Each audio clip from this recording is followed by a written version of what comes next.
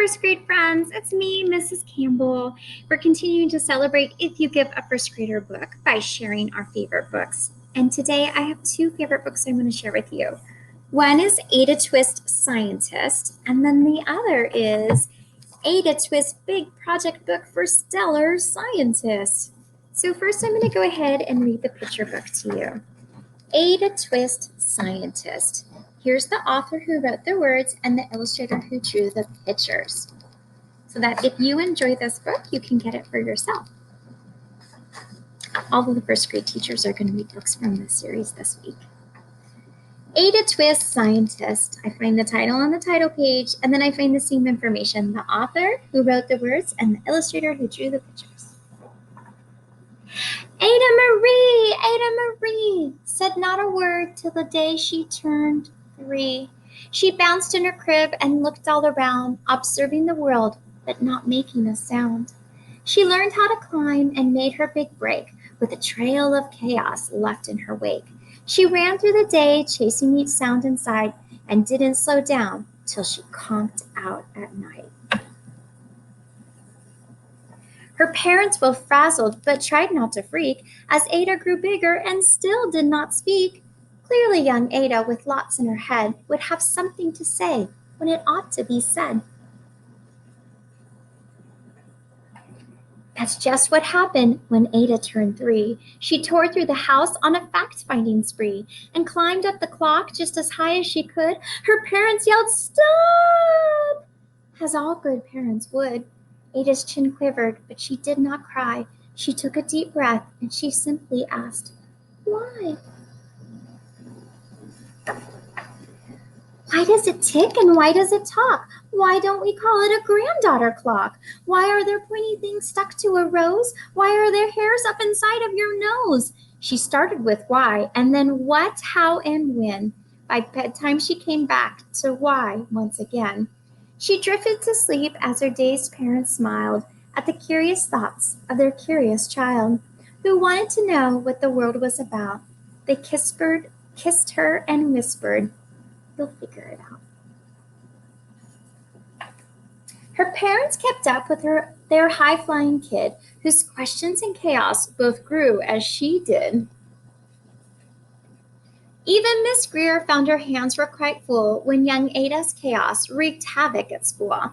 But this much was clear about Miss Ada Twist. She had all the traits of a great scientist.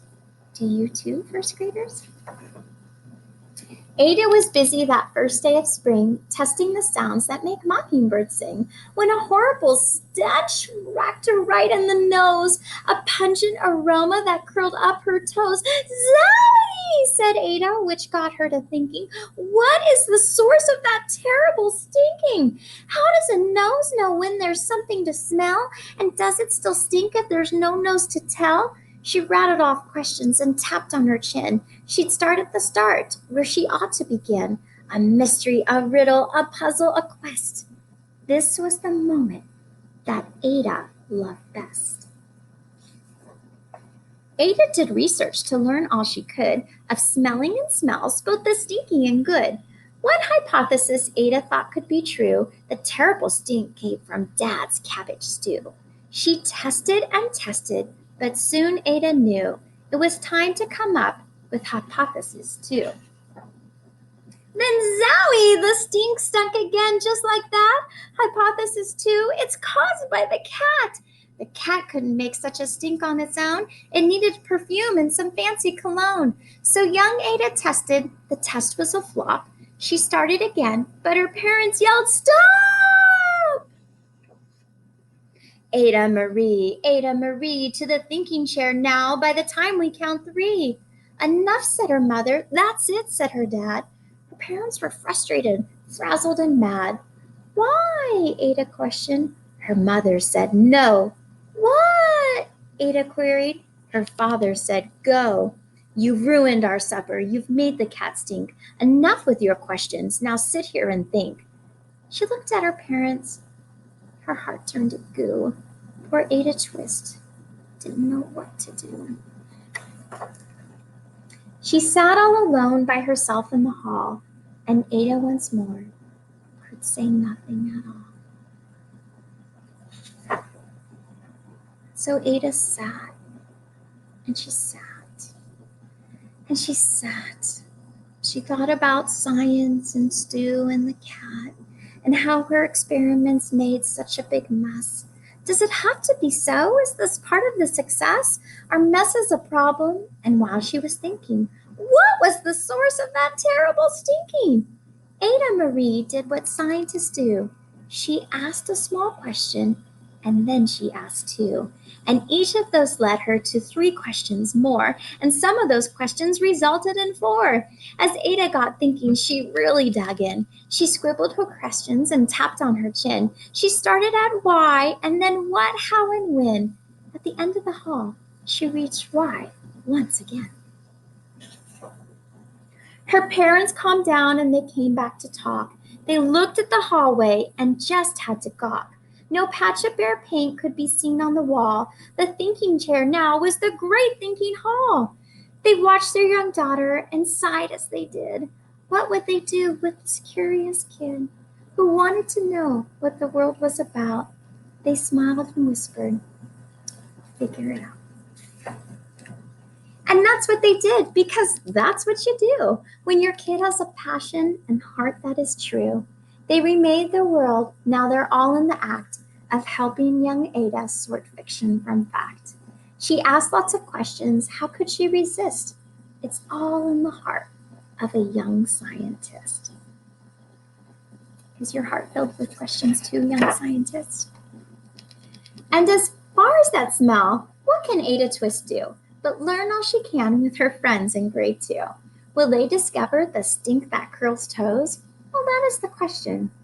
And someday, who knows? I hope you enjoyed that book, young scientist, and your heart is full of questions. So the other book I wanted to share with you is the companion to that picture book. It's called Ada Twist, Big Project Book for Stellar Scientists. Here's the author and the illustrator, so if you're interested in getting it yourself. And I'm going to open it up. And this book, of course, has a title page with the same information. Ada Twist, Big Project Book for Stellar Scientists, and the author and the illustrator's name. And in this book are all sorts of projects, young scientists, to answer all the questions you have in your heart. And one I wanted to share with you is this one right here. It's an experiment. It lets us know scientists use special tools. Scientists use special tools.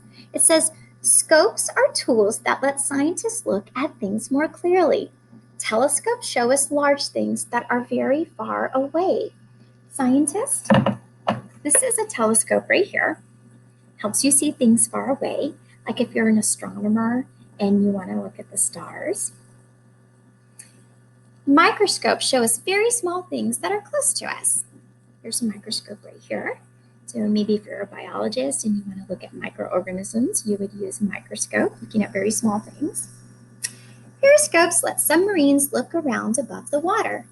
Fill a bucket with water and toss in a variety of coins or small plastic toys. Well, scientists, I already did this, and you can do this when you're all done with the video if you have an adult's permission. I took a bowl and I filled it with water, and I also put some coins on the bottom. Let's continue to read about how to conduct this experiment. How clearly can you see the items through the water? I can tell there's some coins in there.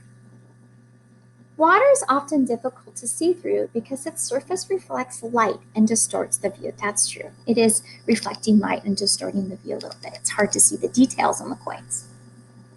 Build a simple aquascope to help you see through the water. Let's try this. Here are the materials we'll need. You'll need a can opener and you need a clean, empty food can. So my scientist, I was hoping we could use a Mrs. Campbell's alphabet soup can, but here's what I found.